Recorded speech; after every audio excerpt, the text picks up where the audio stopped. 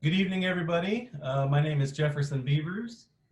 I am from the Creative Writing Alumni chapter here at Fresno State, and I'm super excited to welcome you all tonight to Fresno Writers Live.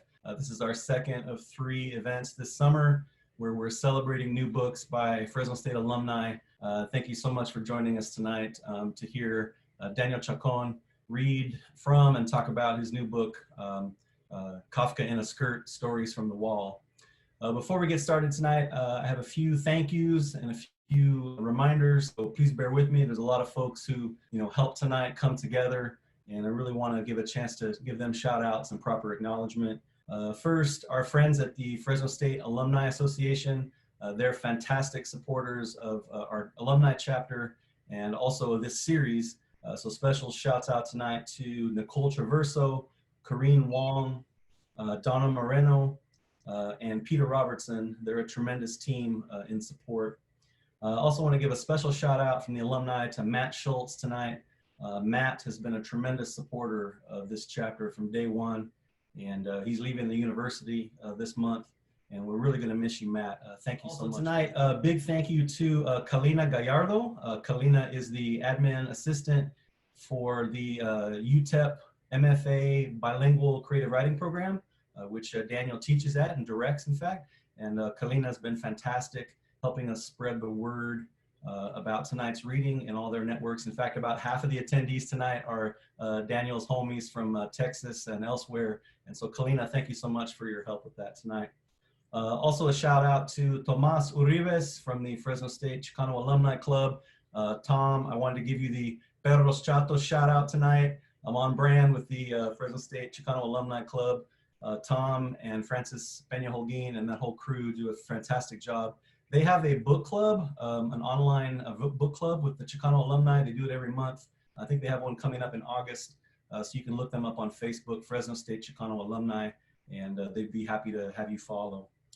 A few more thanks tonight for Daniel's reading. I want to give a shout out to William Clark in the audience tonight from Literarity Books.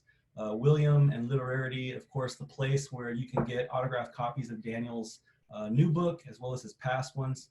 And if you didn't get a chance to get a copy tonight, make sure to check our Facebook invite to do that coming up because Literarity is a terrific local small bookshop in El Paso.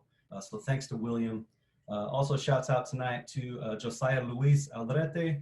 Josiah Luis works at City Lights in San Francisco. He helped us get Daniel's book onto the citylights.com website as well this week. So you can also patrons for them. Josiah Luis made it one of his staff picks up there, so we're really grateful to him. And last but not least, my alumni cohort tonight who helped put this event on. I want to give shouts out to Camila Okafor, Courtney Hughes, Steven Sanchez, and Esmeralda Gamez, who's out there in the audience. I think, Esme, it's your birthday. Feliz cumple. Thank you for your help. And then behind the scenes tonight, you're going to be meeting Gabriel Ibarra.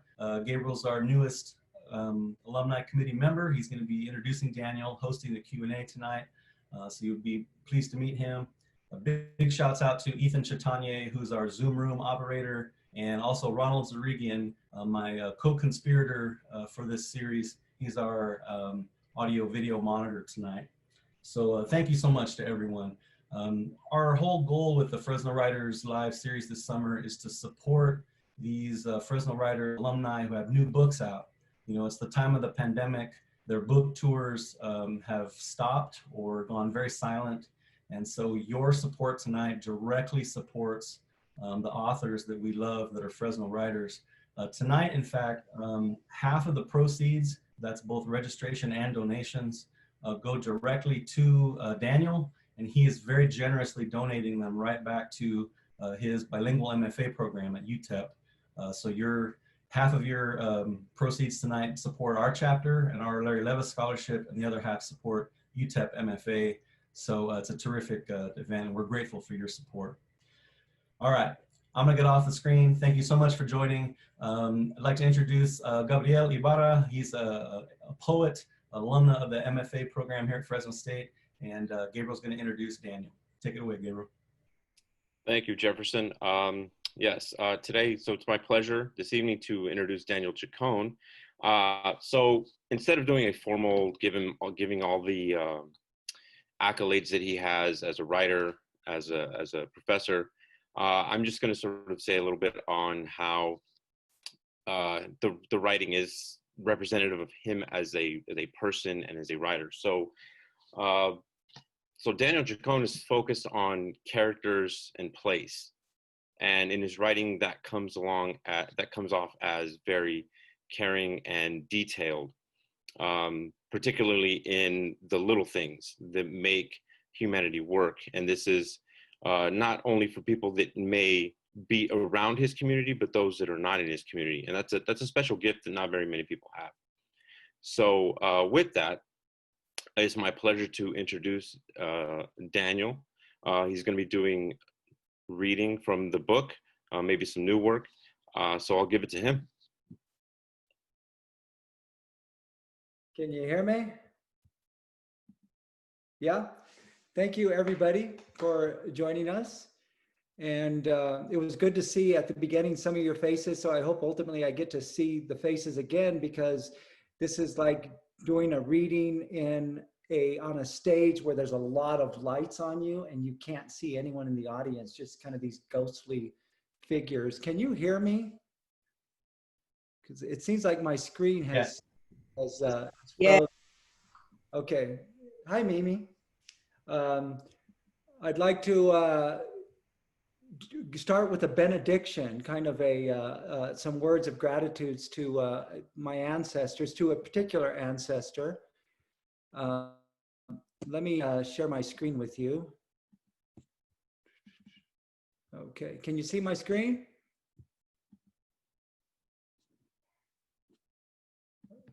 I guess. Yes. Yes. This is a benediction. I want to honor the ancestors who were the first to write on a wall. I don't know from where they come, but I suspect from all across the globe: Peru, Mexico, Egypt, Gaul, China, any corner of the populated world. I don't know why centuries ago you picked up the paint or the block of coal and wrote what you did on that wall, nor do I know what the wall was surrounding, but I know you needed to write it. I imagine the wall could have sheltered the compound of a corrupt king, or the wall around a city that you were not allowed to enter because you couldn't afford to live there, because they took away your ancestral land, because they separated your family and locked up your children. You do not have weapons or an army. You are perhaps weak from malnutrition, and in desperation and anger and love for your people, the only thing you can do right now is to pick up paint. And when the watchmen aren't looking, underneath the glow of the moon, you write on the wall your anger, your hope, your greatest love. The next day in the bright sun, everybody will read what you wrote, your cry for justice, and your cry will never be forgotten. One of the early literary references to writing on the wall comes from the book of my tocayo, Daniel. When the hands of an angel appear and write on the wall a warning for the arrogant king Belshazzar, that calamity will come on him. Justice will be served.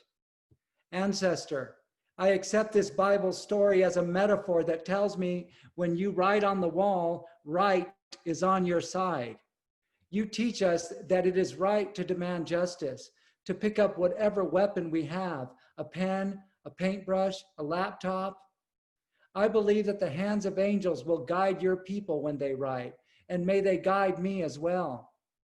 Thank you for this beautiful and rebellious act of writing on the wall, which we continue to do even today. Walls are still being erected to keep us out and to lock us in. On the US-Mexico border, rich, corrupt people are putting a metal wall across the waist of our Mother Earth with locks and steel gates like a medieval chastity belt. They want to keep our families separate, to create a deeper chasm between us and them. In honor of you, I will write on that wall.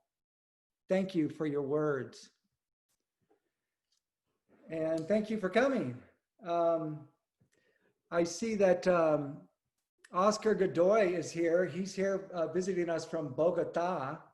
And I'm assuming that he's the one from furthest away. So thank you, Oscar, for joining us. I'd like to get right to the, there's Oscar. Hey, Oscar, wave from Bogota. I'd like to just go ahead and start talking about the book, Kafka in a Skirt. It's the book that came out before I had a chance to do a book tour to promote it. So this is actually the first reading I've done outside of El Paso. I had planned a whole bunch of readings, but I haven't gotten a chance to do it. But the book is called Kafka in a Skirt, Stories from the Wall. And I'd like to just kind of tour through it a little bit. This is the order of things, which is another way of saying the table of contents. It has several parts, part 1, part 2. These are just the titles. Fuck Shakespeare is a story that it's the oldest story in the collection. I wrote it over 20 years ago when I was a student at Fresno State. And Andres Montoya and I started the Chicano Writers Artists Association along with a couple of our there were a couple of English majors actually. And if you read the story, Fuck Shakespeare, and one of the characters seems a lot like Andres Montoya, that's because it is a lot like Andres Montoya. In fact, I didn't even change his name. It's still Andres. It has 4 parts, part 2, part 3, part 4. Every book is a wormhole. This is one of my favorite stories. I like them all, I guess. I don't know. I didn't know which one I should read today. So I want to just kind of point your attention on part 1. The order of things is the way I call the table of contents. And here I have the hidden order of things. So let's click on this.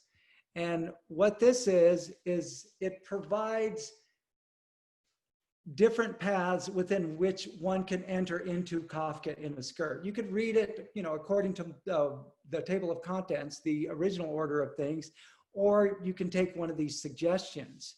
Now there's 4 paths that I offer to enter into the book. One is, the first path is for those people who look for thematic meanings in a text.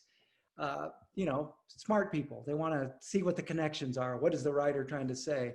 If that's what you're looking for in a book, then this is the order that you may want to read the stories in, starting with Kafka in a Skirt and ending with the death of time. And I think that'll reinforce the themes for you. Then there's path 2. Path 2 is, it's kind of, if you spent your childhood imagining that you could enter into other dimensions, if you imagined walking into a mirror and finding a reverse universe, or you wanted to find a secret passage in your house, like a panel in the floor of some dark closet at the end of the hallway, then the following order would work best. Starting with Kafka in a Skirt, and again, ending with Death of Time, but a lot of different stories in the middle. This one right here, the end no forzote na, I don't know how to pronounce it, is one of my favorite titles in the story. I don't know if it's my favorite story, but it's a weird story. Anyway, path 3 is the acknowledgement that this is a work of Chicano literature, and that most people will know that before they buy the book or before they open it. And so if you want to know what makes it Chicano Latinx literature, this is the order within which you would start the book. And then the 4th path is just do whatever the hell you want. So which path, Gabriel, interests you most? I had a funny question that I wanted to ask you about that, since it's the second piece in the work. It's almost like the way I looked at it when I read it, because I started just to read it in sort of the chronological order. But when it was the second piece, I thought, why is he giving the prestige right now? Like a magician at the beginning of it. So, I mean, the one that interests me the most, because I'm a big believer in themes and things because I'm a poet. So that one was the one that would interest me the most, but I like the idea of the imagination one, of just like just going into those sort of wormholes, those dimensions, almost like if you're a comic book fan, you just go into these regions that like Jack Kirby invented or Grant Morrison, that just take you to a place that you've never experienced before. Yeah, I think that's why I became a writer. I've always been fascinated by finding some sort of secret passage, like in my home, which wasn't a very big home, but I would imagine it was a mansion, one of those ancient mansions you'd see in a movie. I would go into the closet and look on the floor underneath the carpet, hoping to find a secret passage, or if I knocked on a wall, something would open up and I'd be able to enter into an alternate universe. I've always been interested in that. So let's look at, can you see my screen? Yeah? Yes. No, all the stories have Kafka in a skirt in them. So maybe that'd be a good place for us to start, is the title story, Kafka in a Skirt. And I have to warn you, in this story, absolutely nothing happens. Nothing at all. And I don't necessarily like stories where nothing happens. And if you read most of my work, you'll know a lot of stuff happens, a lot of but things happen in my work. But this story, nothing really happens. But I also believe that everything is nothing, and that in the heart, or in the core, the essence of nothing, you'll find everything. So even though nothing happens, kind of everything happens. So I'm going to read a little bit of this for you, Kafka in a Skirt, the title story. I hope you are able to enter into the story. Just picture it. I want to eat breakfast with you. I'm sure you would. No, I'm sorry, I don't mean that. I mean, I'd like to pick you up and take you out to breakfast, he said. That's odd. I've never been asked out to breakfast unless it's a business thing. Well, I want to go out with you, and I have for a while now, which I'm sure was obvious to you. Yep, the way you look at me sometimes is kind of, I don't know, ambiguous. So I want to go out with you, and I know this really nice place, a breakfast place. She put down the stack of papers she had been carrying across the office when he had asked her, did she have a minute? She had been holding them for a long time, and her arms were tired. Arms free, she faced him, hands on her hips, with confidence. They were in the copy room of Black Kitten Publishers. On the wall was a glossy poster with a businesswoman carrying a huge computer monitor as she runs across the field, one of those fat computers that used floppy disks. Her hair is disheveled, and she's running toward a giant metal wall so tall you can't see the other side. The wall expands across the curve of the land, and the top of it touches the clouds, where light streams out and shines on her face. The caption on the poster reads, "Your data is safe in the wall, registered trademark." I guess breakfast makes sense for the first date, she says. This is a date you're asking me on. Absolutely. Let me make that perfectly clear. It's a safe date, she thought. Breakfast. Okay, she said. And then in the voice of Eddie Murphy's Donkey, she exclaimed, let's have some waffles. I'll pick you up at 7, but I have to warn you, this is a somewhat formal place. So, you know, I'm going to wear a suit. Are you saying I should wear an evening gown if you want to? I mean, I'm going to be pretty dressed up. An evening gown for breakfast? This is a special place. Well, now I'm curious. Oh, and it could last several hours, just so you know. Well, what kind of breakfast is this? He put his hands in his pockets and pushed his fists down and said, a really good breakfast. 2. She walked down the front steps in an evening gown, carrying a tiny purse, and he waited on the bottom of the steps, looking up, watching her. His shadow waited next to him on the sidewalk like a buddy. When she reached him, he reached for her elbow and led her to his car, but his shadow went in the opposite direction. She wore diamond earrings that she hadn't worn since her divorce, so she kept touching them. He opened the door for her, but didn't wait for her to get inside. The car was tiny and old and smelled of gas. She had expected He would drive an expensive car, all blinking lights and talking computers, but this was a piece of junk, and she thought she might like him more because of that. Still, she thought, looking around the car, he could be neater. In one corner on the back seat, there was an open box, inside of which were books, the same book by the same author, multiple copies, A Fist on the Moon by Nora Munoz. She reached in the back seat and grabbed the moon. She saw a circle of trees in a meadow and a full moon shining down. 3 girls in white dresses stood in the circle in a triangle facing each other, and they were all looking up at the moon, which shone on their dresses, white, Wicca-like. She liked the image. She looked at the back, but there was no author's picture. She opened it and read the name of the publishing house, which she had never heard of, Three Sisters Press. She turned the page and read the epigraph. Señor Alcalde, sus hijas están mirando a la luna, Lorca. As a third-generation Latina, her Spanish wasn't that good, but the quote was obviously referring to daughters in the moon and maybe a mayor of a small town. She turned the book over and over and looked at the blurbs on the back cover, first at the names to see if she recognized any of the writers. She didn't, so she read the first blurb. This book makes you wonder. Is this a good book? She wondered aloud. Well, to be honest, it's okay. Why do you have so many copies? I knew the girl. Girl? Well, the woman, the writer. She's dead. And then 3. He told her, these are my author's copies. I don't understand. Nora died before her book came out, he said, and I own the rights. They sent me 20 copies and I was going to promote it. I mean, really get the word out, but I guess I never got around to it. Time, you know.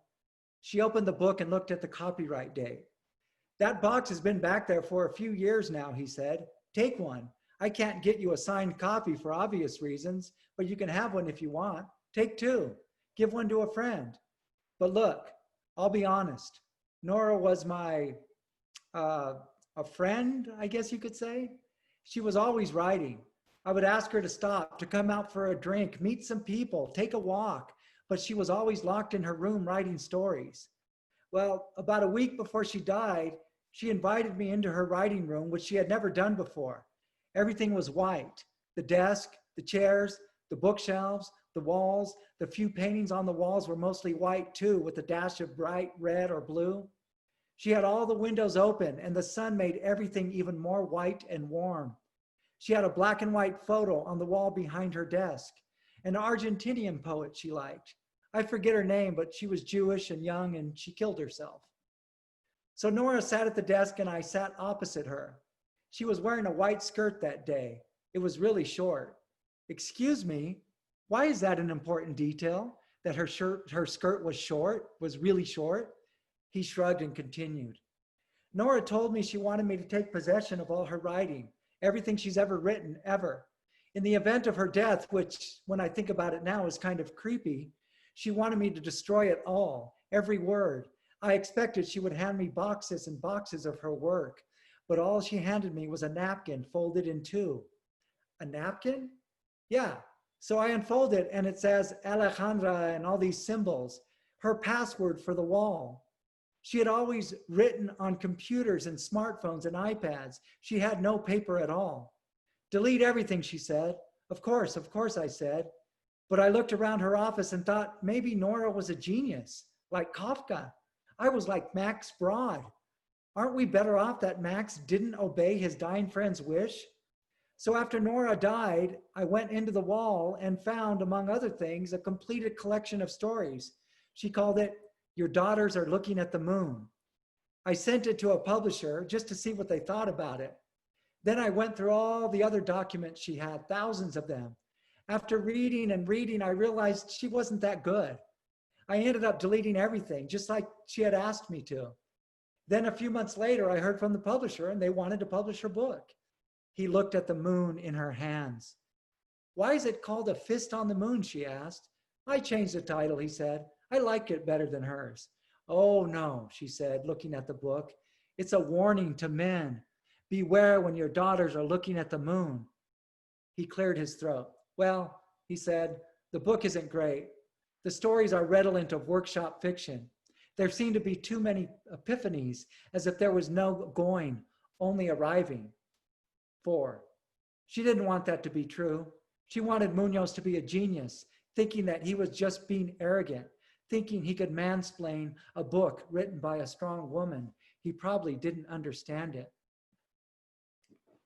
And it goes on, but I'm going to stop there. You'll have to see what happens on your own in a story where nothing happens.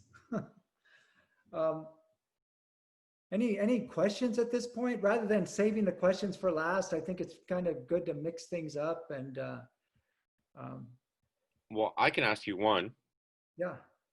So, what made you come up with that title for the entire collection? I had actually about 3 titles I was considering calling it.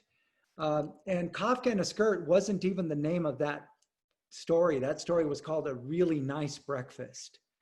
But then I have 3 or 4 titles, and that was one of them only because I liked the poetry of it, Kafka in a Skirt. I liked the image. I just liked it. So I asked a bunch of friends. I said, here's the 3 titles I'm considering. Which do you think is better? And most of my friends like this title the best. So that's why ultimately why I chose it. Yeah, A Good Breakfast would have reminded me of A Nice Baguette. That's the other story in that collection. Right. Any questions from anyone out there? No, not yet. It doesn't look like it. Okay. I have one more, just to sort of peer into your mind.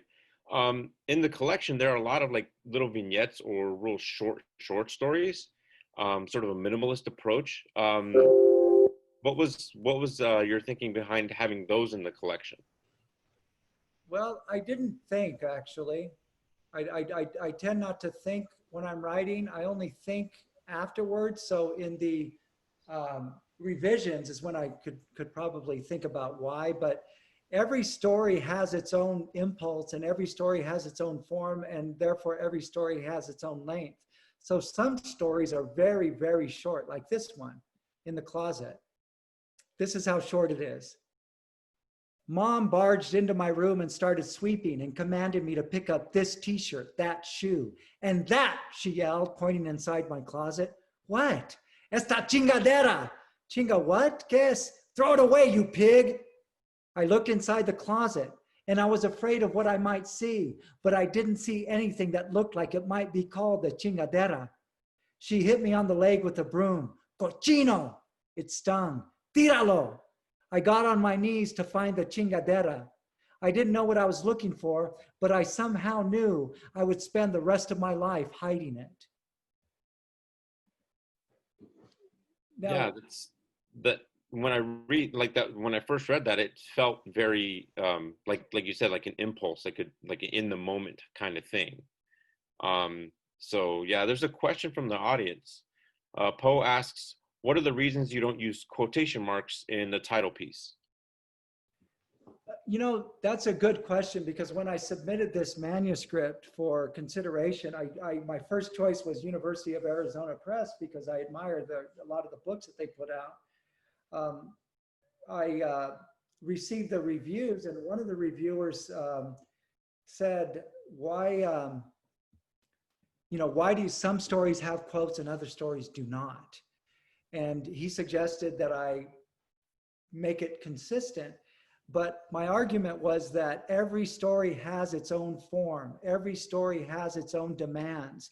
And some of these stories, like Kafka in a Skirt, I think quotation marks between the dialogue would make the demarcations too specific and too what word am I looking for? Contained.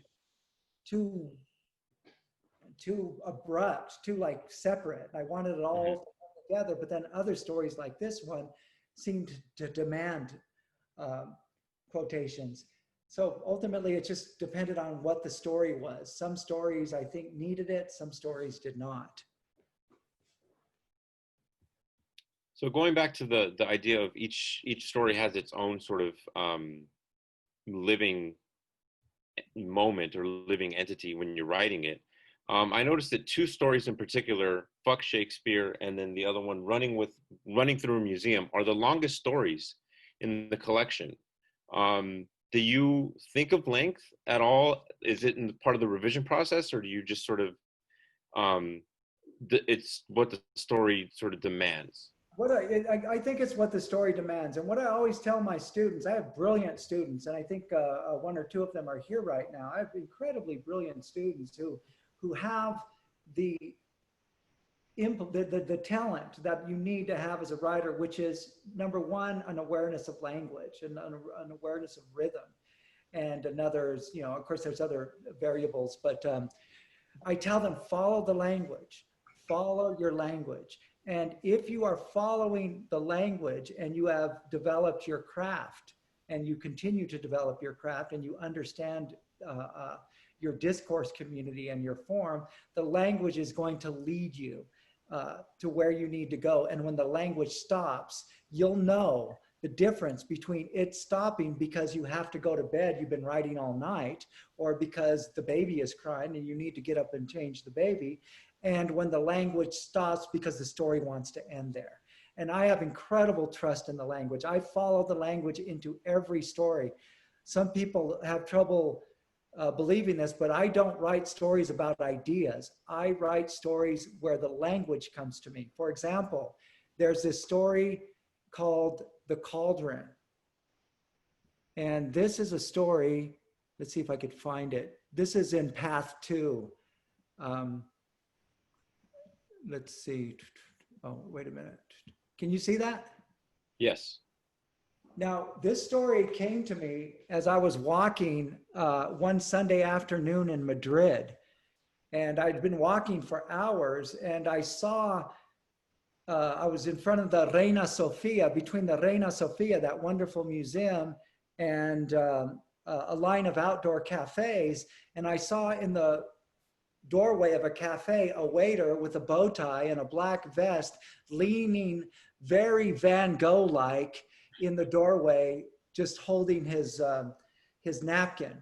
And he looked just like he was out of one of Van Gogh's Montmartre paintings. And the image really struck me. And I sat there, I stood there and I just watched the waiter. I watched his facial expressions as best as I could see them from a distance. And then a voice came to me. A voice that said, "Let me have the paella mixta." That's all it said. And so I pulled out my iPhone and put it immediately into the cloud. And obviously I'm using the wall in this collection as a, you know, multiple metaphorical possibilities, including this data storage company. We tend to keep all of our stuff in data storage, even if we're not aware that we're doing it. The companies that we use store our stuff there. So if you put something in your iPhone, it gets stored. Immediately, I followed that voice. I pulled out my iPhone, turned on the Notes app, and I spoke the voice into the phone. I wrote the story, the entire story, in the time it took me to tell the story. Just by following the language. When the language ended, I trusted the story was over. I knew it was over. Because later on, when I looked at it again, the revisions were minor.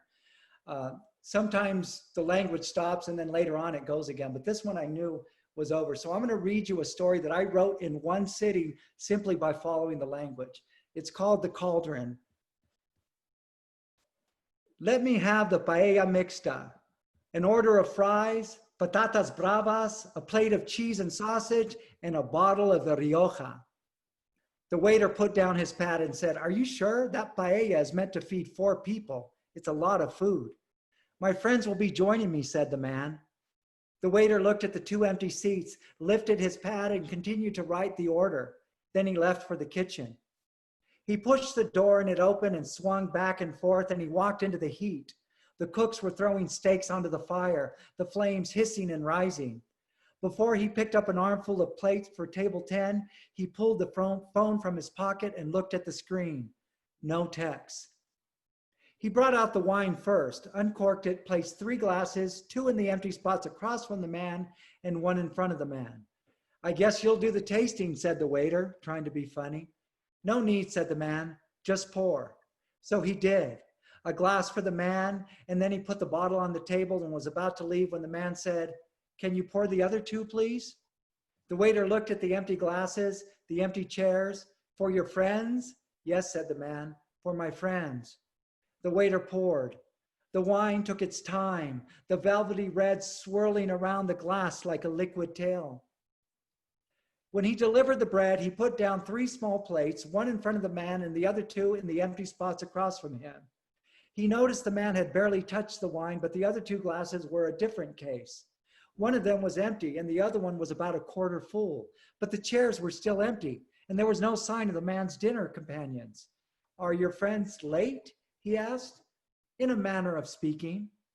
The waiter took a pair of tongs and put a slice of bread on the man's plate. He was about to go, but the man cleared his throat and that stopped the waiter. The man looked at the empty plates. You want me to serve them now? Said the waiter, and the man nodded. The waiter put a piece of bread on each plate, feeling like he was being watched. Then he went to check up on table 10 across the room, make sure they had everything they wanted. There were 9 people on 10. The cheese and sausage came next, and the waiter noticed that the bread he had served on the other 2 plates had been eaten. On one plate, half the slice was bitten off, and on the other plate, there were only a few crumbs, but the bread on the man's plate was still whole. Is everything okay? Said the waiter. And he looked at the man's plate, and the man looked at his plate and said, I don't have much of an appetite. The waiter looked at the other 2 plates. Are they still coming, your friends? No, Pablo, they are already here. The waiter felt shivers down his back. And at first, he thought it was the man because the man somehow knew his name, Pablo. But then he remembered he was wearing a name tag, so he wasn't sure why he was so freaked out. Can you pour more wine? The man asked. The only wine glasses that needed more were standing behind the empty places, but the waiter shrugged and poured anyway. On his way back to the kitchen, the waiter figured the guy was just lonely, and so he had to make up friends. There were a lot of weird people in the city. One time, a lady came in with 3 white dogs, wanting all of them to sit at the table with her. He looked at the man sitting alone, and he shrugged again and walked to the bar to get more drinks for table 10. They were getting loud. By the time the potatoes were delivered, the cheese and meat were gone from the empty places. They loved it, said the man. Thank you. The cheese was still on the man's plate. You didn't? I don't have much of an appetite, he said again, as if ashamed. That's okay, said the waiter, actually feeling sorry for the man. But then he remembered that it was bullshit. The man was eating everything, and he had some sort of guilt complex for being so gluttonous. The man was crazy. He wasn't fat. If this was his way of eating to excess without feeling guilty, he must not have always done it, not every day. The man was tall and thin and had an angular face with a protruding chin. He looked a bit like those old actors in black and white movies, like Kirk Douglas. He kind of looked like an angel, but he was just a crazy man. The waiter went toward the kitchen, but for some reason he wanted to see the man eat off the empty plates, just to prove to himself how crazy the man is. So he hid inside the busboy station where he could see the man through the crack between 2 slats. The man was talking to the invisible others as if they were there, and he even paused to listen to what the other 2 were saying. A busboy passed in front of the waiter and started to unload dishes onto a tray. If he wanted to see the man eat, he'd have to find his way back to the floor. He went out there to pretend to be checking on a table, but by the time he was able to see the man, the 2 plates in front of the empty seats were wiped clean. He walked over there. Your paella should be ready soon, he told the man. Thank you, said the man, looking at his own wrist, maybe where a watch used to be. The nails on his long fingers looked manicured. The waiter delivered the paella, looked at the empty seats, looked at the man, and served the first plate. The man waited for him to serve the other 2. I don't understand, said the waiter. Pablo, said the man, we want you to know that you're doing a great job, especially considering what's going on in your life. It can't be easy. But how? The man looked over where the other 2 people would be, and then slowly he looked back at the waiter. We want you to know that it'll be okay, said the man.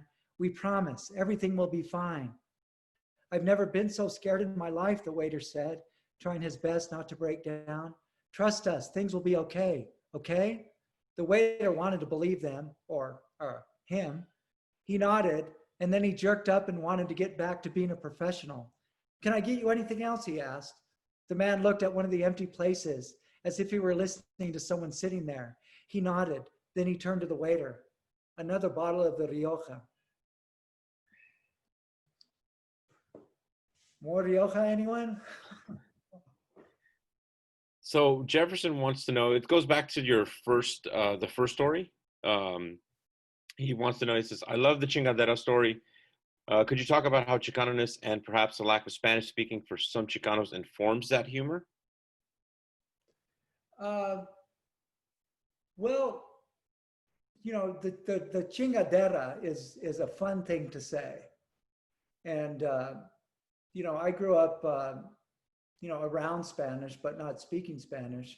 And so I was able to recognize words for their music.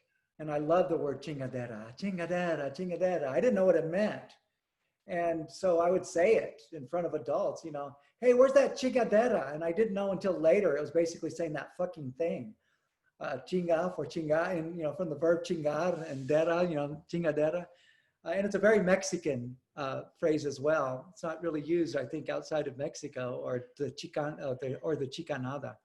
So yeah, for me, that was just that story started with that word, chingadera. I like the sound of it, chingadera.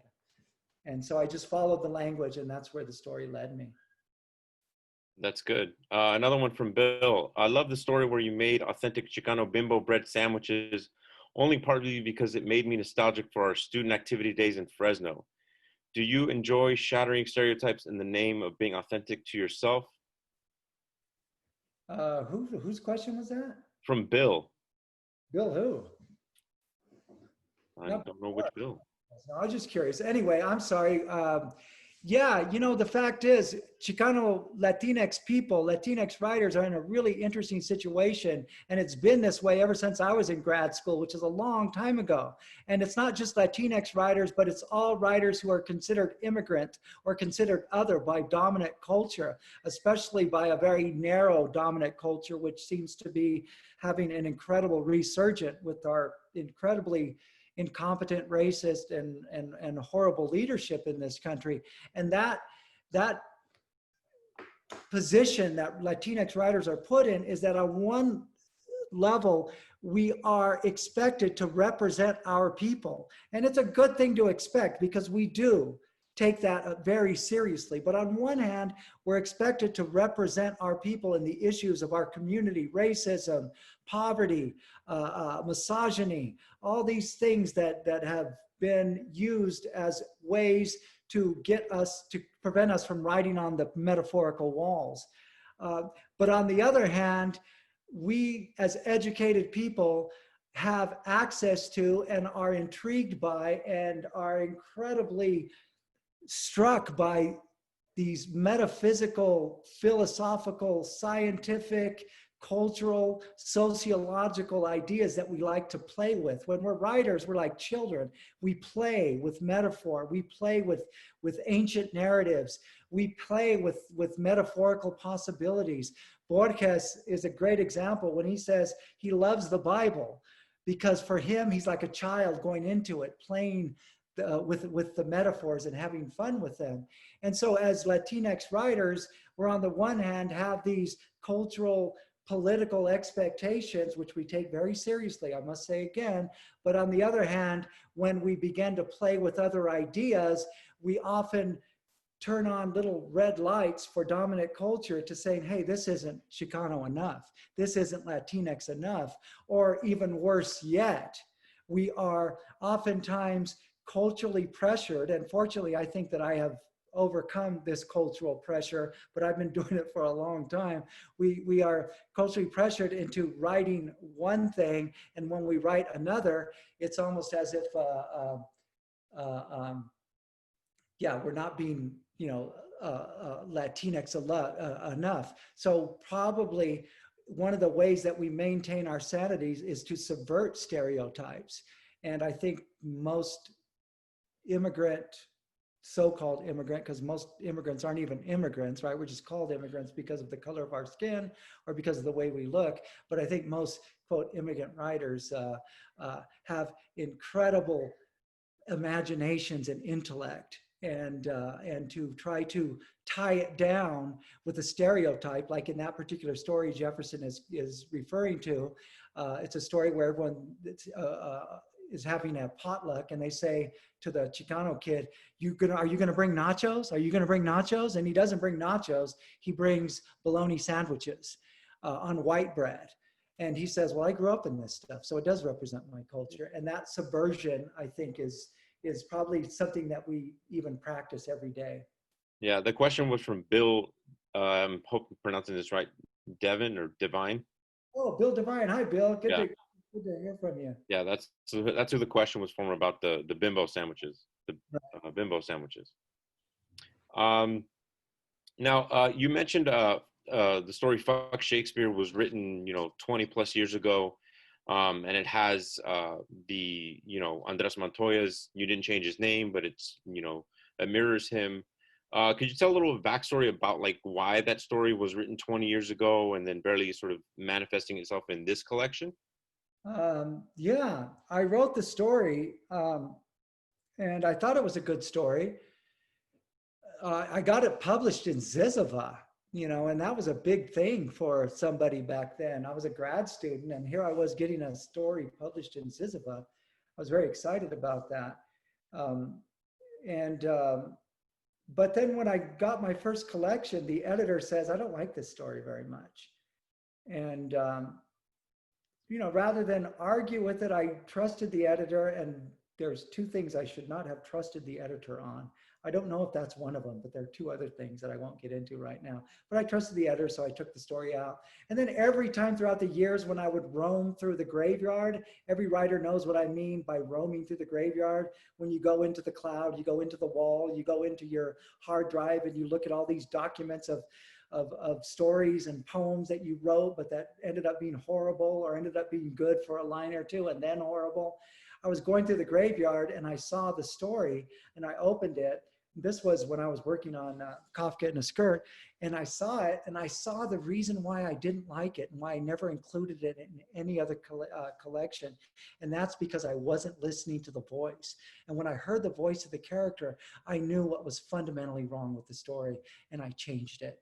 And then it just fit perfectly into this, because this is, just metaphorically, this story is one of the stories that was literally in my wall, in my metaphorical wall, which is, and I've had it for years.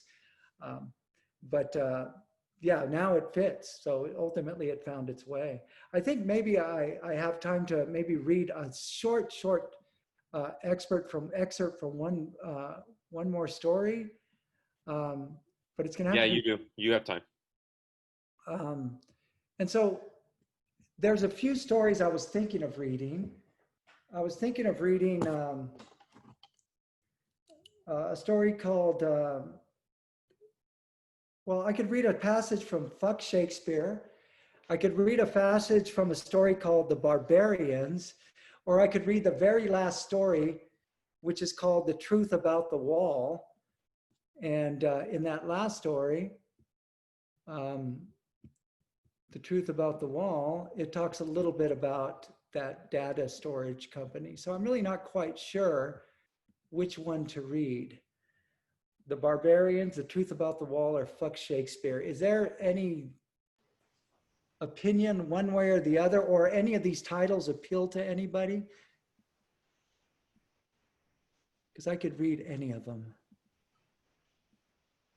I would suggest The Wall, because you've been talking about that, and it's sort of a big thing in your collection. So maybe the last story of the collection. Okay. I mean, because for me, I believe people should just read Fuck Shakespeare on their own as a totality. Yeah, it's too long. Because I think it's it's one of the ones that stood out to me in the collection because of the characters and the place, I think, and it's one to be experienced for themselves first. Yeah. Yeah, and it's also way too long. Actually, the truth about the wall is long too, but I'll just read an excerpt from it so you get the sense of it. Throughout the collection, there's this reference to the wall as a data storage company. And it's assuming that this wall takes place perhaps 5-10 years from now, that that what happened was all the data storage companies, Dropbox, iCloud, they all pretty much began to rely on one server to store all the data. And that server is this company called The Wall. And that's why it has the registered trademark. So this is just a glimpse into talking about the wall. It has a quote from Kafka.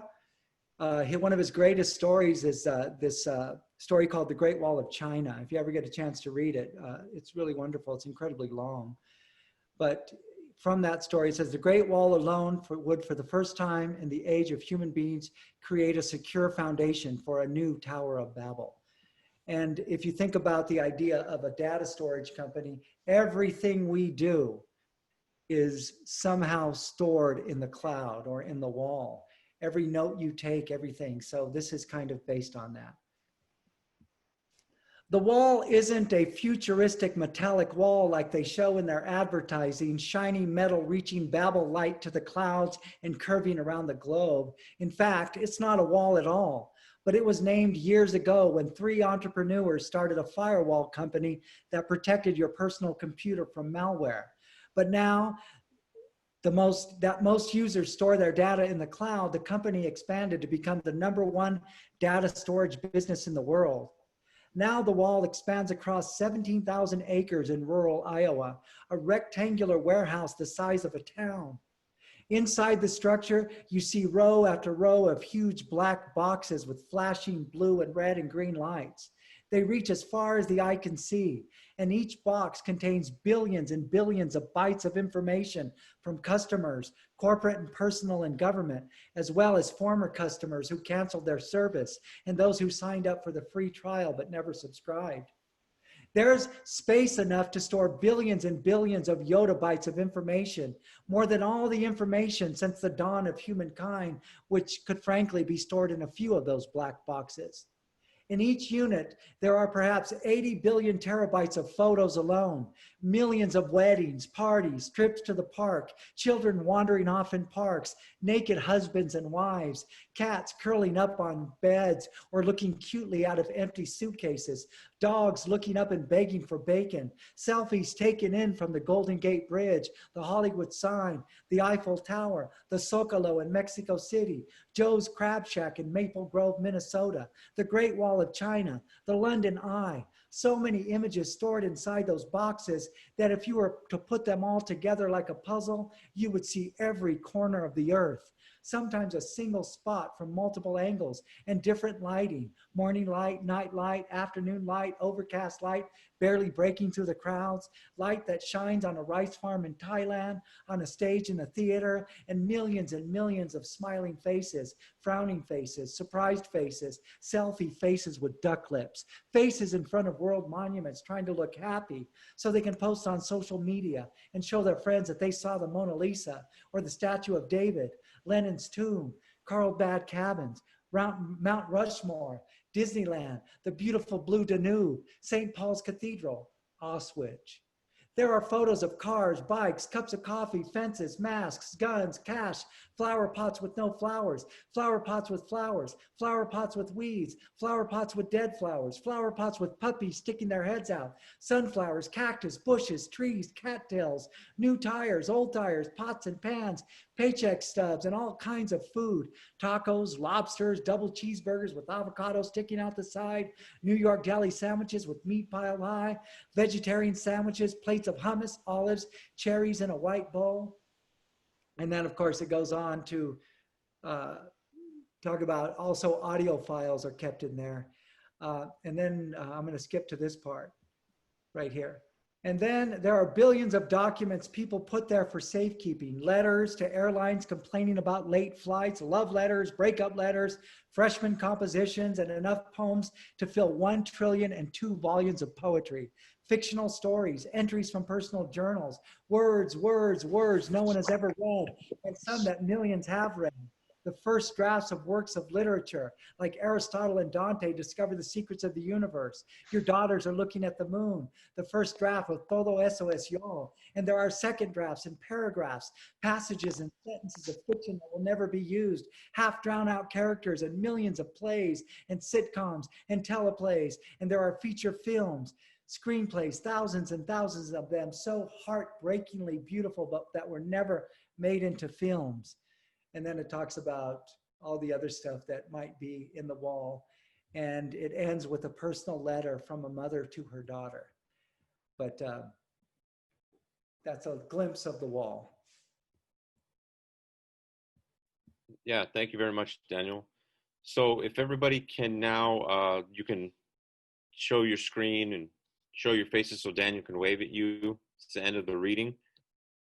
I'd like to thank everybody for showing up. I'd like to thank Daniel again for reading, for sharing your insight and your perspective on language, the wall, and where we are as a place right now in our culture. So everybody give the clapping. Can you see everybody, Daniel? Yes, well, I can see most people, yes. Hey, there's my wife. Hi, Jolene.